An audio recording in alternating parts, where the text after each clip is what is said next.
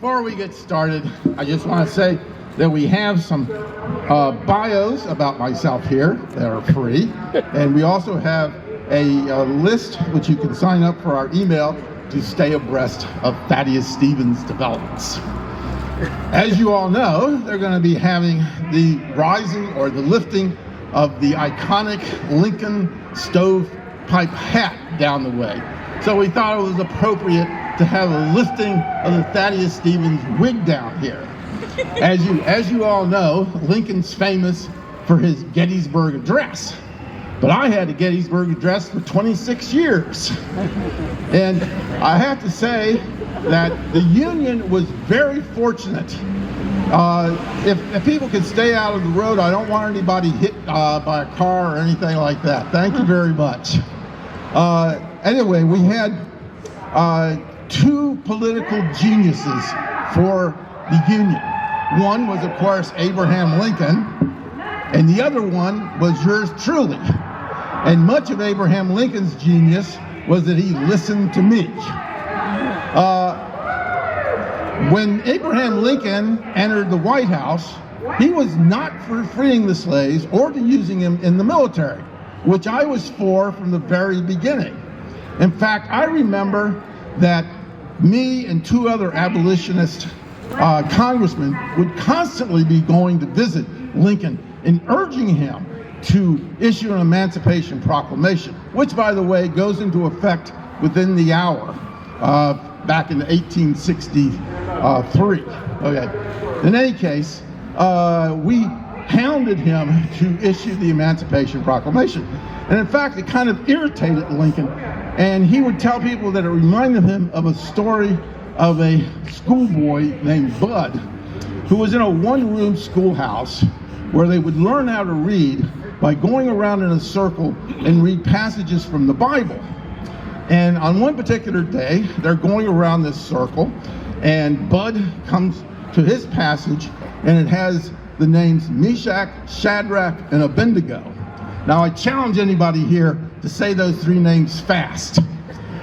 So anyway, of course, Bud screwed up on all three names, which earned him a smack upside the head by the schoolmaster.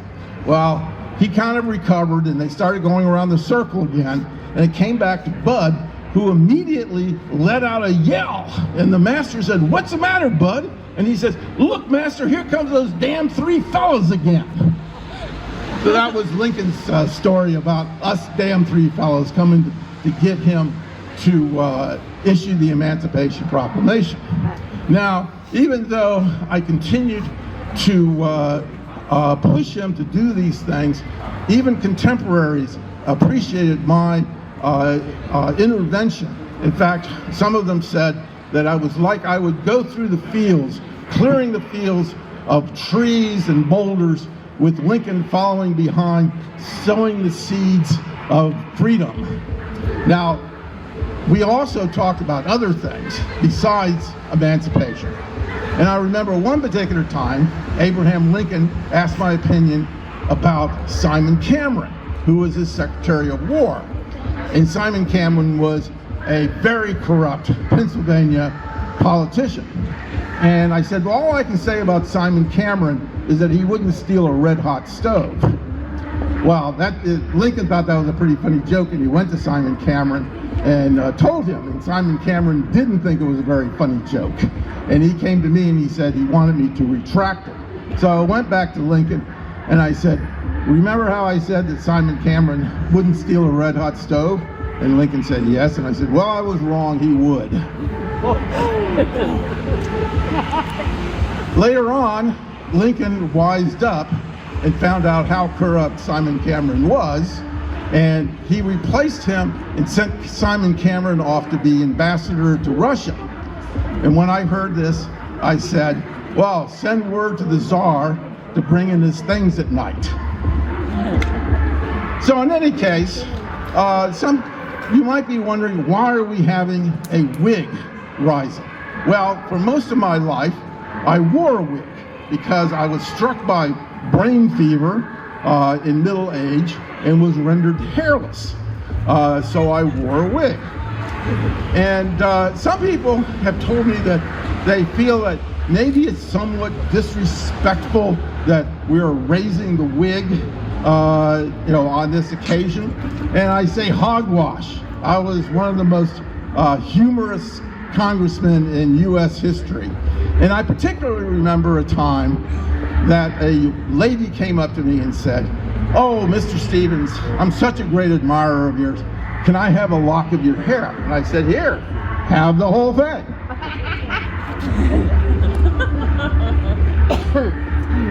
Get that back on, it keeps my head warm. So in any case, that brings us up to our main event. Does anybody have the time, how close we are to 11:57? Okay, well, we're getting close. And when we get to the point where it's like 10 seconds, we'll have the countdown, and I will be over here pulling it off with this fishing pole over here. So just if you want to take a minute and maybe grab a bio right here, or sign up for our email list, you can do that. So thank you for your attention.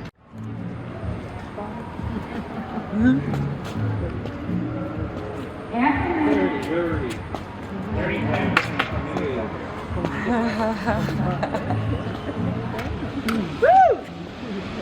10, 9, 8, 7, 6, 5, 4, 3, 2, 1. Happy New Year!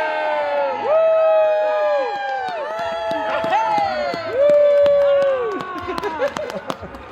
You made it to 2024. Oh, you can't next year. Wait, this year. You can sleep this year. Oh, that was dramatic. Really close. Everybody get a picture of this? Yeah, buddy.